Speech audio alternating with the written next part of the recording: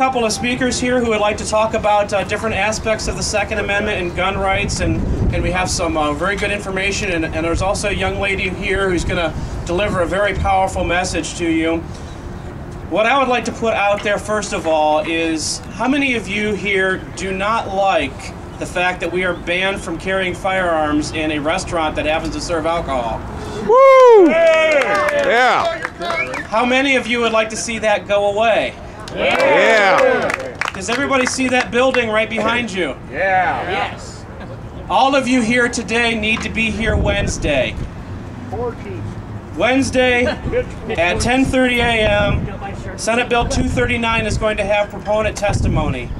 That bill is going to fix restaurant carry, it's going to fix some of the car carry provisions, the kind of moronic provision, and somebody let me know if that's going to fall on my head, please. Some of the horrible provisions we have that make absolutely no sense in the law right now. You know, people talk about, well, you know, one of the reasons we're here is in order to redress grievances, and we have a grievance against Ohio law, and we're here to redress it. And those people who work in that building behind us work for us. All of you employ the representatives that work in that building, and you need to convey to them your message. Tell them what you want so that they can adequately represent you. And what you want is for this bill to be passed. It's unanimously backed by Ohioans for Concealed Carry, Buckeye Firearms Association, and the National Rifle Association. We're all behind this bill, all committed to getting it passed, but we need your help in order to make that happen. So I hope I'll see as many people here Wednesday as there are here today in order to get that passed. So, you guys didn't come here to listen to me ramble, so I'm going to cut it short here, and I'd like to introduce our first speaker. Our first speaker is actually the sponsor of Senate Bill 239, Senator Tim Grendell.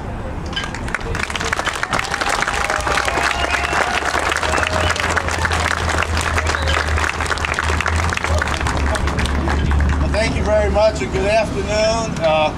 And good afternoon to fellow patriots. First of all, let me thank you for being here to stand up for our rights to bear arms. It is a right that is guaranteed by the United States Constitution, and even more importantly, it's a right that's more specifically guaranteed by Article 1 of the Ohio Constitution, which recognizes our right to bear arms for our personal defense and security. Now, I'm one of those purists. I believe that law-abiding citizens, when they're given rights by the U.S. Constitution and the Ohio Constitution, have that right, and that right can't be infringed by government. And that's why I supported the Vermont style. Yeah. I believe that we sometimes in government get it backwards, because there's a small percentage of people who violate the rights and violate the laws. We sometimes pass laws that take away the rights from the majority. We should do it the other way around. If you have rights and you're law-abiding citizens, we shouldn't interfere with those rights. We should make sure that we pass laws, though, that take care of those who violate the privileges and rights, who break the laws. Those are the people we should be concentrating on, not you, the law-abiding citizenry.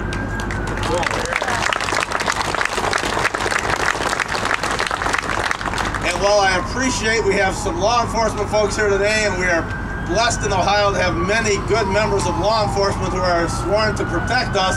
They can't be everywhere all the time. And that's why Article 1 gives you the right to bear arms for your own personal defense and security. I have to say that if we passed a law that said the news media had to report the truth, nothing but the truth, to do so in a fair and impartial way, they would scream bloody murder that we're infringing on their First Amendment rights. And yet there are those in the media who will chastise and attack the rights that are guaranteed by the Second Amendment. I don't know how they can pick and choose what part of the Bill of Rights they want to enforce. All 10 of those rights in the Bill of the Rights are equally enforceable and equally important.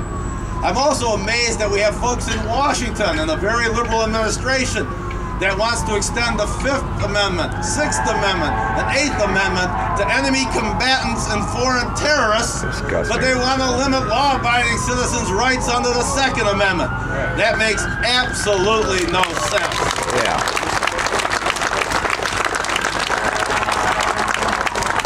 Now, unlike some of the other folks you can hear from today, I'm not running for anything statewide. I'm for Geauga County because I'm here on a different mission. You know, we passed concealed carry, not as broadly as I would like and some of my brethren, but it was what we had to do to get initial concealed carry passed. And after we passed concealed carry, you know, the shootouts on the street corners that were predicted by the anti-gun folks didn't happen. In fact, the law-abiding citizens of Ohio have demonstrated exactly that which we trusted the law-abiding citizens of Ohio would do. They would act like law-abiding citizens.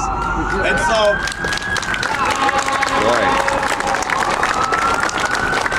I knew this speech was hot. I didn't think it was that hot.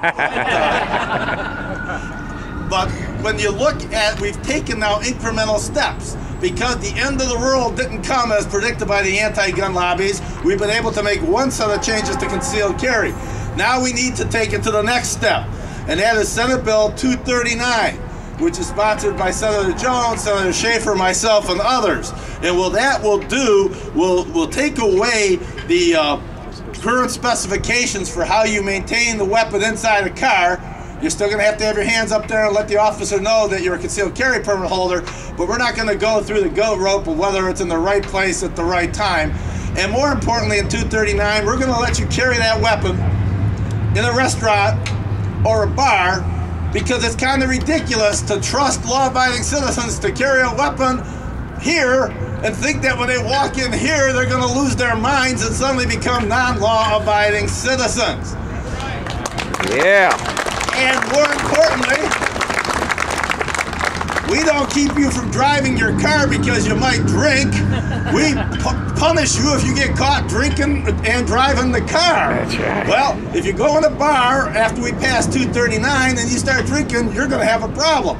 But as long as you keep track and you have your weapon and stay in conformity with the law with respect to the alcohol consumption, you should be allowed to carry that weapon there. In fact, as far as I'm concerned, you should be allowed as a law-abiding citizen to carry your weapon concealed anywhere. Yeah.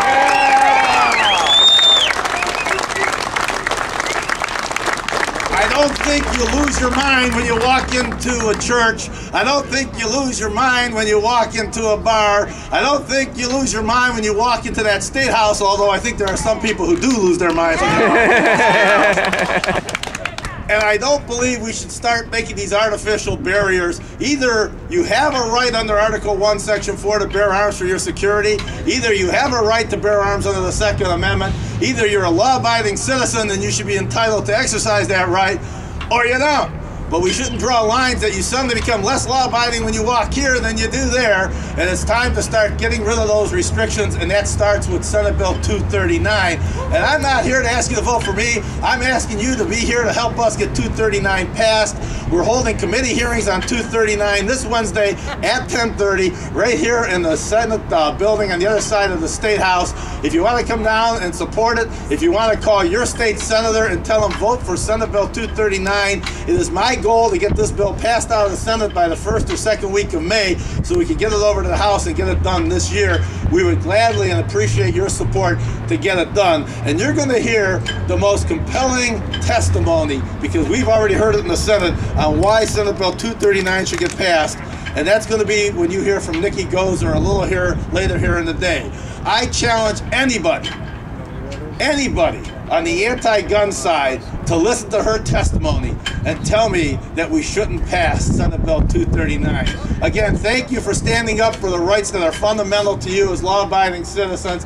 Thank you for supporting us and trying to get the concealed carry bill to the next step, which is to make sure that you have as much freedom as possible in exercising your right to bear arms. Thank you very much. Thank you.